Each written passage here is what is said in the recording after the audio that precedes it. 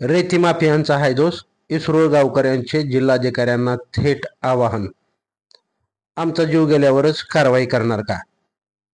चिखली तालुक्यातील इसरोळ गावात अवैध रेती वाहतुकीचा अक्षरशः धुमाकूळ सुरू असून ग्रामस्थांचे जीवनच धोक्यात आले आहे. नुकत्याच घडलेल्या घटनेत एका टिपरने विजेच्या खांबाला धडक दिल्याने रात्रभर वीज पुरवठा खंडित झाला.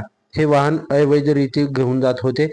ही घटना गावातीलच राजेंद्र खरात यांच्या घरासमोर घडली. सुदैवाने त्यांच्या कुटुंबाला इजा झाली नाही. ग्रामस्थ व सरपंचांचा संताप अनावर झाला असून रेती माफियांना कोण पाठबळ देतंय? महसूल विभाग गप्प का? असा थेट सवाल लोकनियुक्त सरपंच सतेश भुतेकर यांनी उपस्थित केला आहे. मलगी इसरोळ रस्त्याची दयनीय अवस्था. मलगी ते इसरोळ रस्त्याची अवस्था इतकी वाईट झाली आहे की खड्ड्यात रस्ता आहे की रस्त्यात खड्डा हेच ओळखता येईना. देऊळगाव घुबे ते शेळगाव आटोळे मार्गही याला अपवाद नाही. पूर्वीच्या घटना देखील धक्कादायक.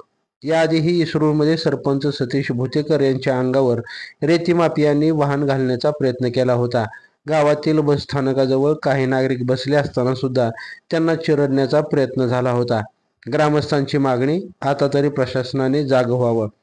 इसरोळ गावकऱ्यांनी प्रशासनाकडे पुन्हा एकदा जोरदार मागणी केली आहे की जिल्हाधिकारी साहेब, अजून किती जीव जावे लागतील? रेती माफियांना आवरा. लाईव्ह महाराष्ट्र झोन न्यूजसाठी महेंद्र हिवाळे.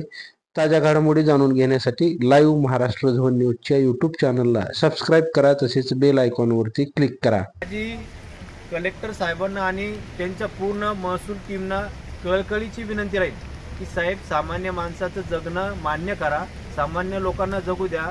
वाळू माफियांना, त्या चोरांना वाळूच्या माध्यमातून पैसे कमवायचे आहे. आणि माझा सरळ आरोप आहे की तुमच्या सर्व टीमला सुद्धा त्या वाळूच्या माध्यमातूनच पैसे कमवायचे आहे. हा माझा सरळ उद्देश आहे. कारण आजपर्यंत आम्ही एवढे आंदोलनं केली, एवढे निवेदनं दिली, त्या निवेदनाचा आजपर्यंत तुम्ही कोणती दखल घेतली? आज वाळू बंद झाली का? आज एवढा पाऊस सुरू असताना सुद्धा वाळूची इथून 100 टिप्पर जात आहेत. आमचं जगणं मान्य करा. आज आम्हाला कंबरपट्टी लावायची पाळी आलेली, अक्षरशः आमच्या रस्त्याची चाळण झालेली. आम्ही कंटाळलो. प्रशासनाला पत्र देऊ पत्र व्यवहार करू बातम्या लावलो. अक्षरशः ते पत्रकार सुद्धा कंटाळले बिचारे. पण तुमच्या प्रशासनाला काही जाग येत नाही. एखाद्याचा जीव घेतल्याशिवाय तुमचं प्रशासन काही थांबत नाही.